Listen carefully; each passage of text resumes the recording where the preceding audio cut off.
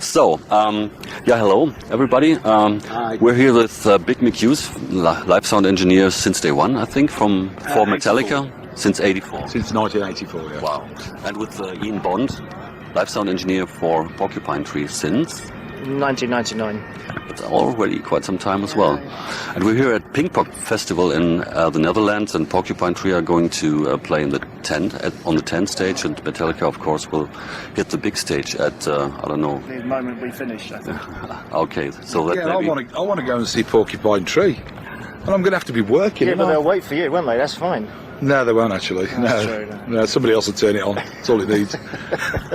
So, when you came here, how did you find the situation? Were you quite pleased with the setup, the PA, and the conditions? Yeah, for the main, if I can speak from the main stage point of view, Hugo, the guy who's looking after the main system, did a tour with me in America doing Rammstein when I was doing Slipknot, so I already knew Hugo, the system guy, so I have a bit of a relationship there, and it makes it much easier when you know somebody from the system. And you know, we worked at it and tweaked it, and I'm sure we'll do a lot more tweaking before the night's over. First day of the festival, we're trying to iron out all the system bugs and whatever. But no, I'm pretty pleased with the way it's all played out. It's got a huge mix position, it's fantastic. We could actually have a gig in the mix position, so that could be kind of fantastic. Cool.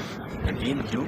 Yeah, I haven't heard the system yet because we don't get to do that sort of thing until we actually start playing, which is interesting.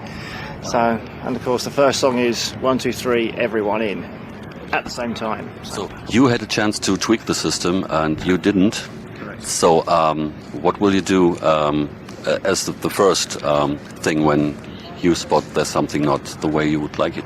Well, first of all, I'll just assume it'll be okay because there's two bands on before us, so the system guy's kind of got a little time to have a little play. Plus, he's got a few toys out there that he's already been playing with. But, well, we'll just hang on and see what happens. Okay. So I think. Yeah, exactly. Yeah.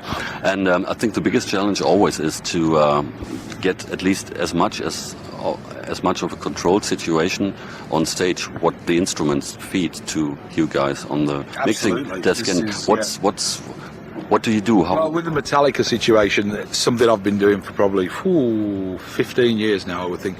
We had isolation chambers built, which basically means there is a sealed enclosure cabinet, a 4x12 Mesa Boogie for James, and I think it's still a Marshall for Kirk, sealed in a flight case with the microphones built in, so we can leave those parked on the truck if necessary, and just literally bust the signal in via the ATM 2500 dual capsule condenser and dynamic microphone, which is positioned directly in the centre of the speaker, so to attain the high end we require for the chunky metal sound we're looking for. And that's it basically. And then they have a cabinet on stage running on another pair amp for their own kind of monitoring volume. They use in-ear monitors as well as wedgies. I guess they just couldn't give up the wedgies, you know. Even though they put speakers in their ears, they still like the wedgies. Well, you've got to put your but James did somewhere, haven't you? Yeah, but James did say to me, he goes, you know, when you're doing a solo, it's really hard to get the sustain on your guitar by holding it up to your ear. Yeah, that's true, yeah. So it kind of made sense that we needed to have some speakers about, and so we have a full monitor system and full in-ear system as well. So how many monitors do you need then? Because if on these big stages the guitar player is, I don't know, 10 meters, 15 meters from the amp or the monitor. I think Paul uses all the mixes on the monitor board, XL4, 24 of them. We've got like 10 vocals, so there's a catwalk which has 3 vocals on. There's 2 vocals in front of the PA. There's 3 across the front, and then there's another one that he uses when he plays an acoustic. And we have a radio ready to go just in case, God forbid, something strange goes on and we need to go. We need a vocal mic there right now, you know. To carry on the technical aspect of that, EQing 10 vocals for one guy, how do you do that? Well, my solution to that was you turn off the EQ on the desk, you bus all the vocals to one pair of subgroups and you EQ the subgroup. So once I've EQ'd one vocal mic, then I've done them all. Okay. And that, because I mean, there's no time. I mean, Ian will tell you, I mean, he's in a worse position than I am. He has to just walk in there and there's a band playing when he's setting up, you know. I mean, at least I got up this morning, God forbid, I'd rather do what How did you that do. happen? I want How to did do that what he happen? does. How did that happen? I want to come in the afternoon and do nothing. No, Who the hell had to wake you up? I know it's That must be I'm brave. horrible in the mornings, and tomorrow morning at 6 o'clock I have to be in the lobby to fly to Madrid because we're playing Madrid tomorrow. But anyway, besides the point, getting off the technical aspect of it all. So, you know, I could have a little listen to everything and stuff, but seriously, time is still always against you. So I'm always looking for time-saving things. EQing all the vocals on one pair of subgroups seems to be the perfect solution. Tom-toms, I have a pair of subgroups that I use with an exciter on to give the toms the attack. So if I'm listening to the toms and things they could all do with a bit more attack, then instead of going to every knob on the desk, I could just go to the exciter and just liven them up a little bit. And I also EQ the overheads on the subgroup as well.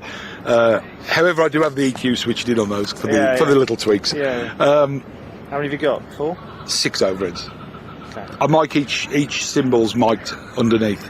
The drummer doesn't like mics over the top. It's something we started doing many years ago. I kind of got the idea from a thing that a device that came out called a ZMC1 or a ZMC1, made by some little company, and they were like little boxes that clipped underneath the cymbals, and that was the microphone, and it came down to a little brain unit with just volume control, just a little submixer, and they sold this as a cymbal micing kit. Well, when you place the mic right in the centre of reflection, it's like a parabola, a cymbal. So not only are you making a directional microphone, it makes every cymbal sound like a gong.